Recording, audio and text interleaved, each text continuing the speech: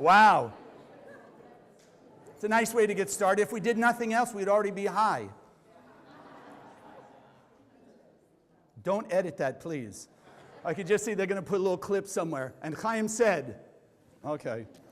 So just before because I always forget, just for those of you who would like more information, we are on Facebook.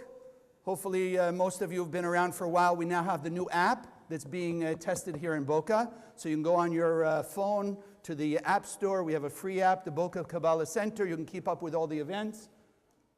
Oh, here we go. Okay. I'm sure Cheryl or somebody's going to come in later and tell you also, but it's there. Or just go to Facebook, Boca Raton Kabbalah Center. Some of you have seen, and I thank you for your feedback. I'm putting these recordings on YouTube. So if you go under Chaim Solomon, you'll find a number of these. I think we're up to almost 20 now. So please share those with your friends so we can get the word out where people don't have a center, especially, that they can be learning what we're learning and we can be elevating consciousness.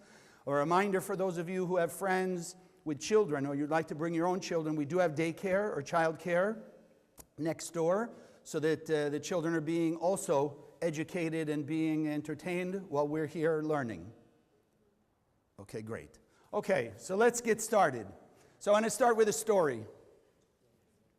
So there was a man who was doing some mountain climbing in the snow in the winter, and it's getting dark and dark and dark, and it's pitch black now, and he slips and he falls. So he's holding onto the rope. He slides off the end of the mountain. He's falling, falling, falling. He's tied himself up in this rope, and suddenly it stops. And he can't see anything. So the only thing he can do, he prays to God. God, you know, I've always been good. I've been holy. I pray all the time. I meditate. I help people. I do all these wonderful things. God, will you please help me? So he hears a big voice coming out of the heavens. He says, let go, and I will catch you. And he's in the dark, he's looking, he doesn't know how far it is down. He decides he's just going to hold on through the night, and maybe he'll make it in the morning, and somebody will pick him up. And sure enough, unfortunately, he freezes to death during the night.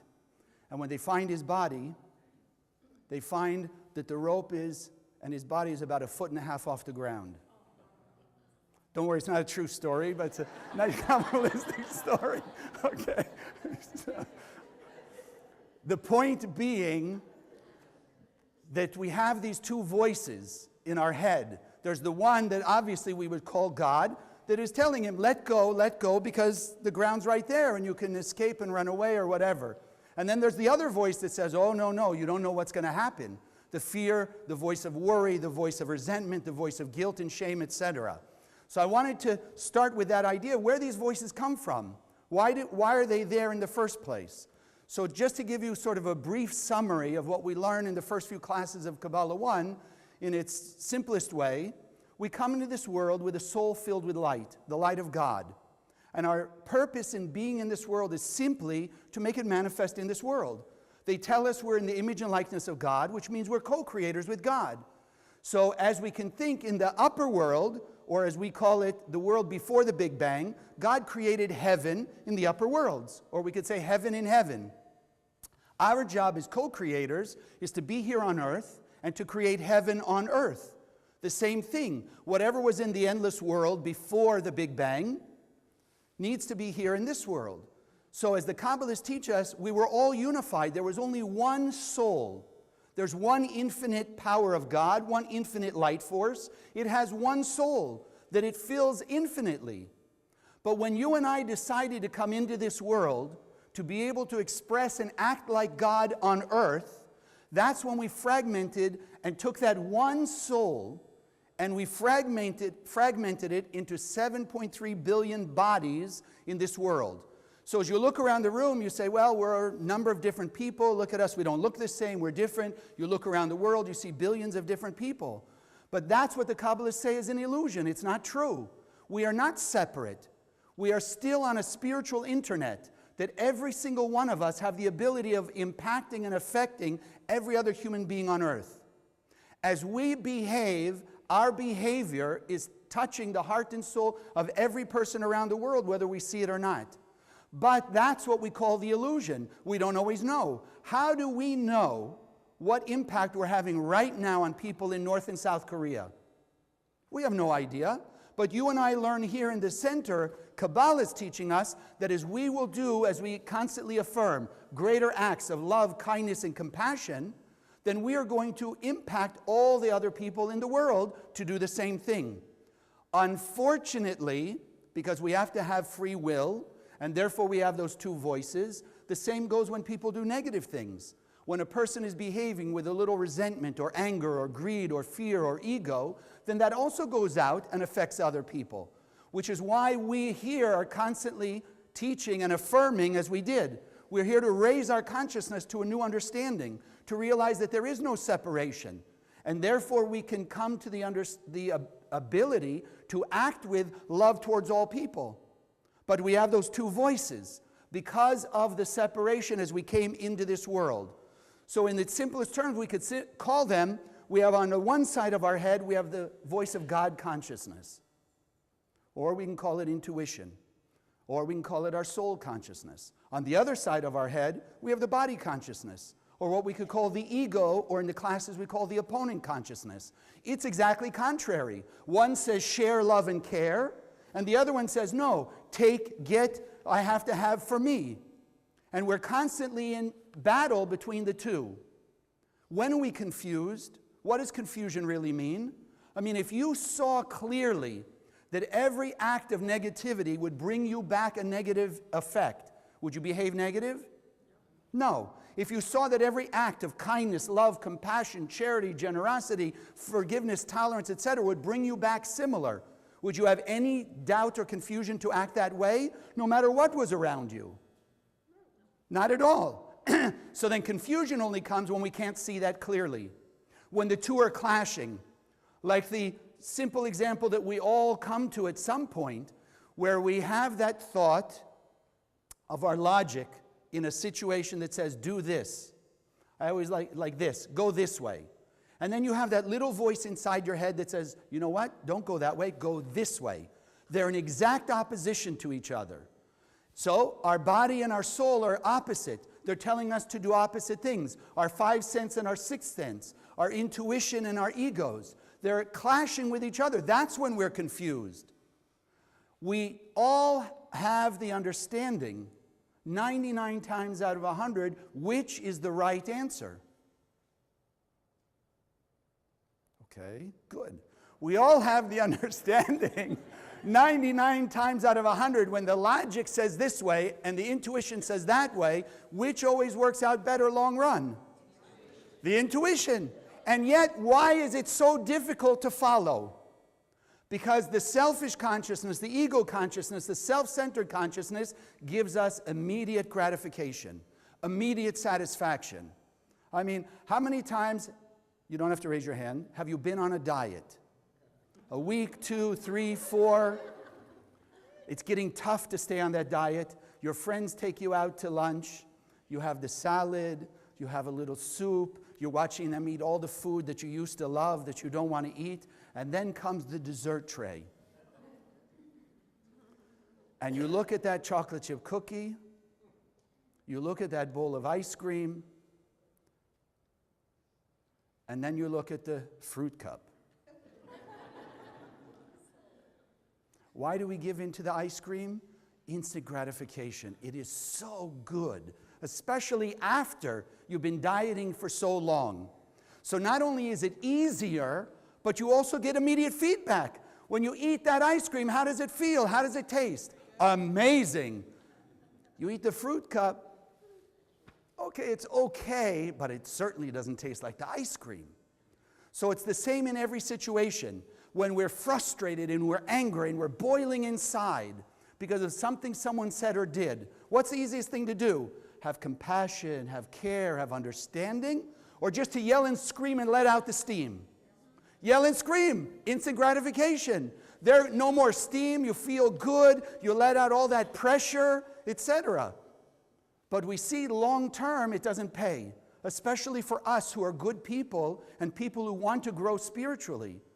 It doesn't pay, but we keep giving in over and over and over because that voice of the ego, that voice of the opponent, that voice of instant fulfillment is so big and so loud that it drowns out the voice of our intuition. That's why they always call it that still small voice. Why isn't it the big loud voice? Because then we'd have no free will. If we came as co-creators with God, and the voice of God inside of us, God consciousness, our soul consciousness, was the loudest, who would ever listen to the opponent? But if we don't have something to fight, if we don't have something to come up against to overcome, then how satisfying is our victory? How satisfying is that behavior? It's not. We only grow physically and spiritually when we overcome a challenge. And in this case, as we say, consciousness is everything. So the challenge is not with the people, place, and thing. The challenge is in our own head. The challenge is between those two voices. And you and I are the ones who decide which one wins. It's not the voices and it's not the situation. As we can redirect our focus and realize it's only what goes on in our head, that's the key. Now, we often look to the Bible for inspiration, for guidance. And it shows us very similarly the same thing. Every time that we hear the intuition talking to one of the righteous people, or in biblical terms it says, and God said to, or and God spoke to. What does it mean, and God spoke? Like you and I, when you hear that voice of the intuition, that's your God voice. That's your soul's voice speaking to you. Does it not sound like someone talking to you? Don't you hear the voice says, yes, go back to the house and get the umbrella. You make that phone call. Why don't you say these words? It sounds like a voice in your head. That's the voice of God. But every time you read it in the Bible, if you follow along, everything that God told Abraham, Isaac, and Jacob, or whoever it was, it's always uncomfortable. It's always not the thing that we would think to do right off the bat.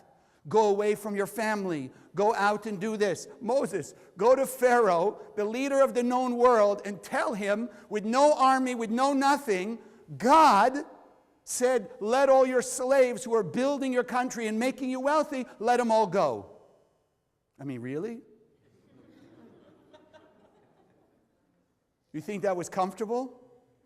You and I have difficulty to say to people we know some little thing. Imagine going to the leader of the world.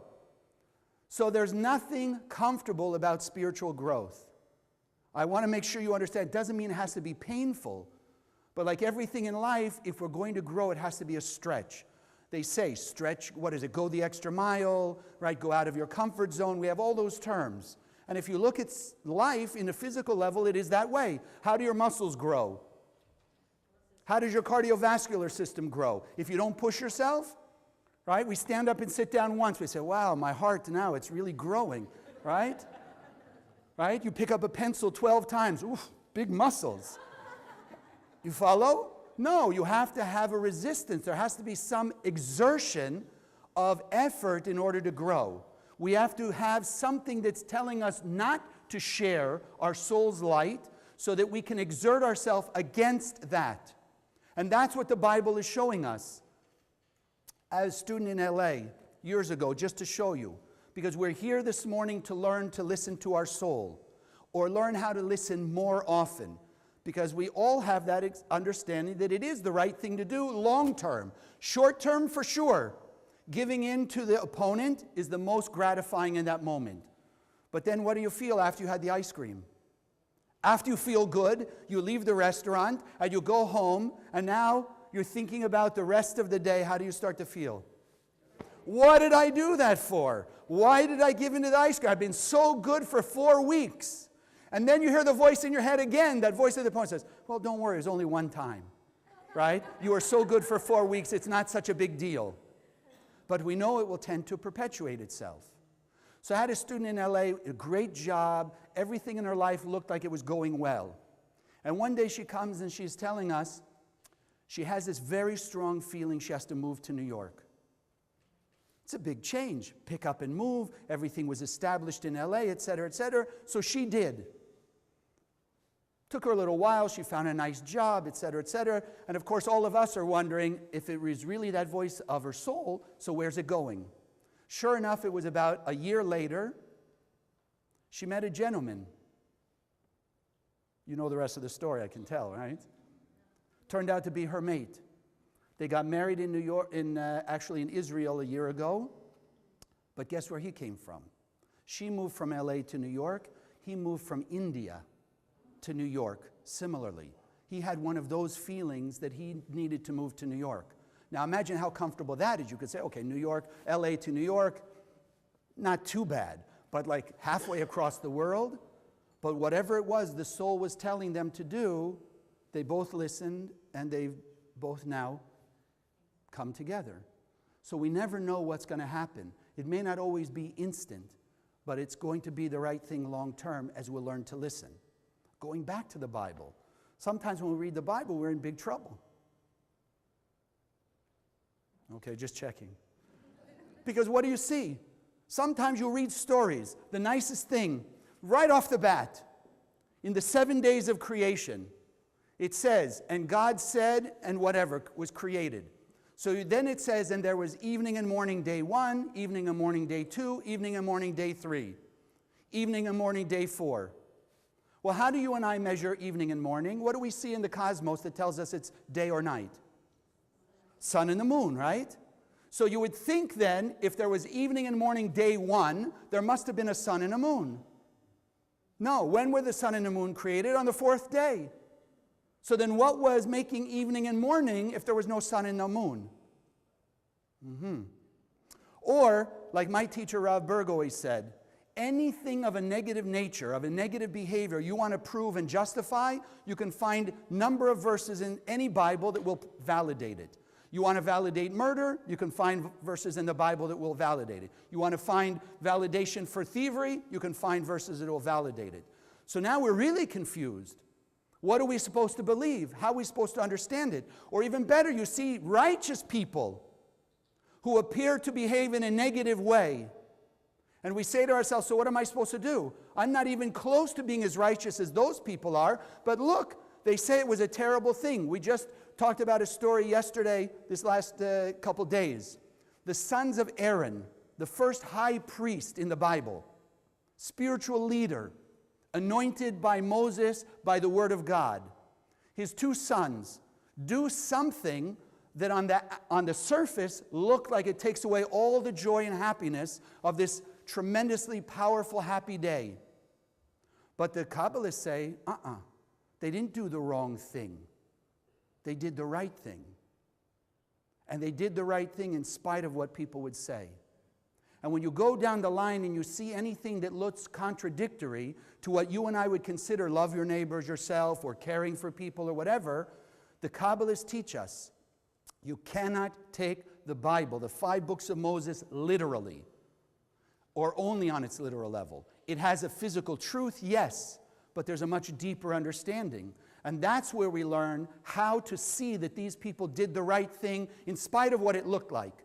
In the case of these 2 sons of Aaron, whose names are Nadav and Avihu, what they did was able to support the maintenance of that joy and happiness. The ultimate fulfillment, because we know what happened. There was good that day, and then there was all the rest of the destruction. But what it says in their death, by what they did, they actually cleansed negativity of that generation so that there could be the continued joy and happiness for those who would connect to it, and the ultimate joy and happiness long term. So what we want to understand is, when we listen to our soul, it may not always look like the right thing according to everybody else's vision. It may not look like what everybody else would agree with, but long term it's going to be the right thing. Because as you go down the line, you follow all the rest of the story, then you see how it turned out. Moses was blessed, Abraham, Isaac was blessed, all the great Kabbalists were blessed. So then, now we're really stuck. What are we going to do? What are we, as kind of regular human beings with a divine soul, with that voice of God inside of us, how are we going to know what the right thing to do is? And that's why the Zohar, the Kabbalists teach us that the Zohar is the blueprint of the universe. If you want to know, anybody ever had difficulty with electronic device? Something you didn't know what to do, how to fix it, how to get something to work? Yes? Oh, yeah. Yes. So other than going to a 12-year-old, if you have no 12-year-old around, what do? Yeah, Google it. Google YouTube, all right? If there's no Google and no YouTube, what did we used to do? You open up the instruction manual. Right? You look at the manual that came with it, because what's the manual? The manual is all the ways and means to use that electronic device.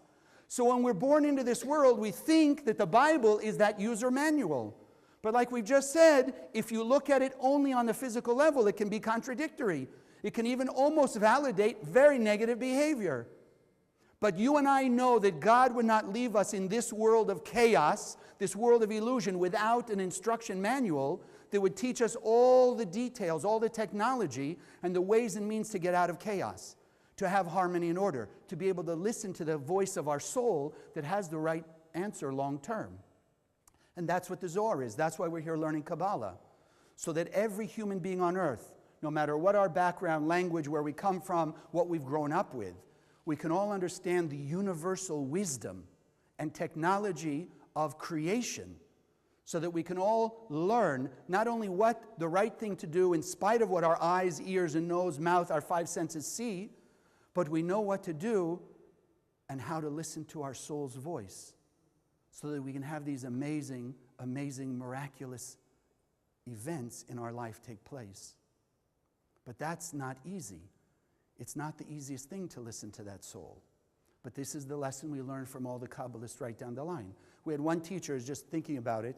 There was a teacher years ago when we had a center in France. He was out to talk to somebody, one of the students he was going to go visit. And all of a sudden he had this very strong inner voice that said, no, go down this block and into this building. He learned to listen. He went into the building, he knocked on the door, and he looked at the guy who answered the door. He says, I'm from the Kabbalah Center. Do you have a few minutes? Figure it must be to talk to him. And for whatever reason, the guy let him in. Long story short, this man and his business partner had had such a conflict that it came to the point, which was this night, that this teacher ended up there. The guy had a gun. He had invited his business partner to come over, and he was just going to shoot him as he walked in the door. So the intervention of this teacher stopped the whole thing. A few minutes later, the guy knocked on the door, and the guy who was in the house looked at his business partner. He says, I just want you to know, just told him straight out. He says, because of this man who just walked in here, you're alive now. And it went from there. So again, listening to our soul may not be the most comfortable or the easiest thing. In fact, the reason you and I are sitting here is because of two people that started in 1969 from a lineage of Kabbalists that goes back thousands of years, called Rav Berg and Karen Berg. They fought against the establishment because they knew the right thing to do was to bring Kabbalah to every human being on earth. 50 years ago, it wasn't, according to the tradition, the right thing to do. But they knew because they were true Kabbalists. And all the Kabbalists said, yes, this is not a teaching for any one religion, race, or culture. This is a teaching for all humanity. Because when we came out of the endless world, like we said already this morning, we were one unified soul. We fragmented into different bodies, but we still are one unified soul. We still have the same material inside of us, the light of God. That never changes, and that will never disappear. It's just there for us to express, to share it, and to manifest it, to create or manifest heaven on earth. That's our job. So they've been doing the right thing for 50 years, and that's why you and I are here today, and why there are millions of people whose lives have changed, some literally to be saved from death, and some saved from all the other types of chaos in the world. And that's why we're constantly encouraged, spread the word, spread the word, spread the word. So that more people, whether they're walking into a church, a mosque, or a temple, or wherever they are, or they're not, or they're just sitting home, they can understand this wisdom. They can also transform their lives. They can learn how to listen to the voice inside them. Because if we're all guided by the voice of God inside of us, by the voice of our soul, how do you think it's going to tell us to behave? Do you think that voice of the Creator inside of us is going to tell us to do something negative to other people? The opposite. It's going to feel negative to us. I mean, I can't yell and scream. I can't let the steam off. I've got to show kindness and compassion and understanding to this person? Yes. Why? Because that's what I want in return. But it's not an easy thing to do. The way we are going to start learning how to listen to our soul more, first comes with the most important thing to any of us. What's the benefit? What's the benefit? We have another term, value. Never heard of value? When you go to the store, why do you buy things? Why do you spend your money? Because you find value, right? You feel there's value in it, so you'll buy it. If you don't feel there's value in it, you won't. So when we will value the voice of our soul, when we will value the light inside of us more than what the illusionary world shows us, then we'll be willing to make the effort. But if we don't find the value, then we're not going to. Had a student years and years ago when I was teaching in LA. Kabbalah 1. So after about the third class, she comes up to me and she asks me a question. You know, spirituality, it goes to God, it's God, God is out there, God is everywhere, on and on and on. She says, I don't understand why you charge for classes. Spiritual classes should be free. I looked at her and I said, well, you understand there is a law of cause and effect. She says, yes, I do. I said, well, then let me ask you, what do you think you'd be telling the universe? You'd tell them that your socks are more valuable than your soul because you want free classes, but you're willing to pay $5 for a pair of socks. So then where's your value? So imagine you're telling the universe, cause and effect, that your socks are worth more than your soul. How do you think you're going to get an answer from your soul? Where do you put your value? That's what we have to wake up and see. Where are we putting our value? How much value are we putting on our soul, on the voice of the intuition, of our spirituality, of our spiritual understanding? That's the key. As we will value it, number one, like they always say, put God number one, God will put you number one. Person puts God third or fourth or fifth on the list, then God has to, the universe has to put them third, fourth, or fifth on the list. And where do we want to be on the God's list? We want to be number one. So we have to put God number one. We have to put the actions of love, kindness, compassion, etc. number one. That's it. Doesn't mean we don't live in the physical world, but where's our value? Where's our priority? Where's our thoughts and actions? And that's the key. If you look in the Bible again, if you understand it Kabbalistically, every one of these people didn't just say, well, God said to them, and they said, okay, thank you, God, I'll meditate on it now. They all got up and did something with it. They went out. Actions speak louder than words. That's it. Actions. You know, we're talking about the two voices. There's a story somebody told me, I guess it's like a Native American story. Maybe some of you heard it. You know, this grandfather is talking to his grandson and telling him similarly, there's two voices inside you. There's two wolves, he says, inside you. The wolf of the ego, the wolf of goodness, etc. Right? And they're both fighting. And the little boy looks at his grandfather and says, well, which one is going to win? And the grandfather says, the one that you feed. So if we feed our ego, and we feed our self-centeredness, and we feed all of our illusion, then that's going to be the voice that's louder in our head. What we're here learning in the Kabbalah Center is how we can make the voice of the Creator, the voice of the light, louder. And the beauty is, it's technology. It's not up to God. God's already done His job, given us everything. It's our free will. So when you turn on your radio, what station, or what determines which station you listen to? You do. You tune it to the station you want. You feed the voice that you want. There is that law of cause and effect. So Kabbalistically, how do we learn to tune to the voice of the soul more than the other voice? Start doing actions of the light. It's not so complicated. You know, I was just telling my kids, and I was just telling, what I teach at home, I teach in the class. What I teach in class, I teach at home. I teach here, right? One lesson lasts for 3 or 4 weeks because I'm saying it in all the different classes. Computers. How complex is a computer? Pretty complex, yes?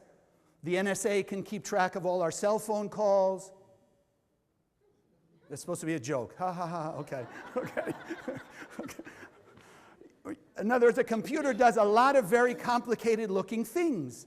And yet, if you boil a computer down, what's the working system, the operating system of a computer? 1 and 0, on and off. It's a binary system. The voice of the light of God inside of us, our soul, and the voice of the body, the lower ego consciousness. Binary system.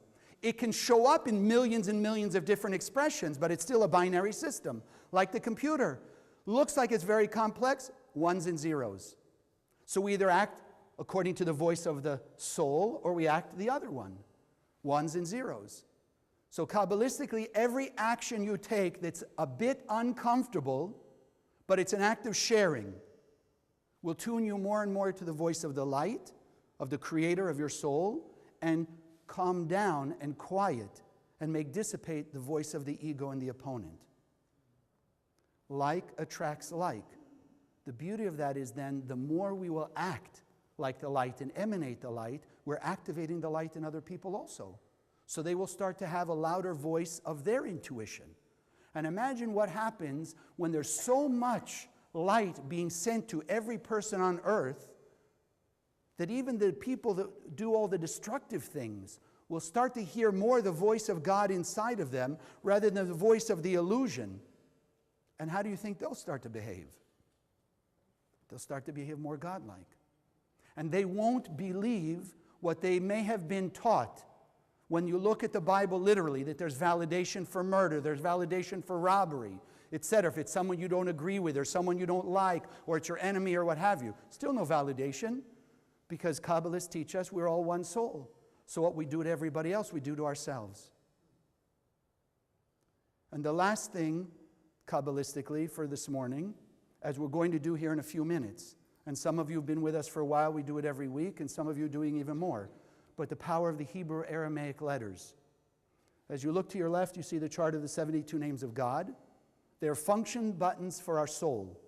They are built from Aramaic letters, and it's interesting, as we're here this morning, the original language of Moses, Hebrew and Aramaic. The original language of Jesus, Christianity, Hebrew and Aramaic. The original language of Muhammad, Hebrew and Aramaic. Arabic comes from Aramaic, Hebrew comes from Aramaic. It all boils down to the same thing. So as we will learn to use, in this case, the 72 names of God, or some of you already using the Zohar or some of the other Kabbalistic tools, we again awaken, tune louder the voice of our soul and turn down the voice of the illusion of the opponent. So as we're here today is our opportunity, one, to start value what the power of your soul is. Value what it can teach you, what it can tell you, how it can guide you. Use the tools and the technology that will support the raising of that voice over the voice of the illusion of my ego, of my instant gratification. And then go out and do the actions of sharing the light of the Creator that's inside you as you've learned to listen to the voice of the soul inside you. Because the world needs us. The world is in our hands right now.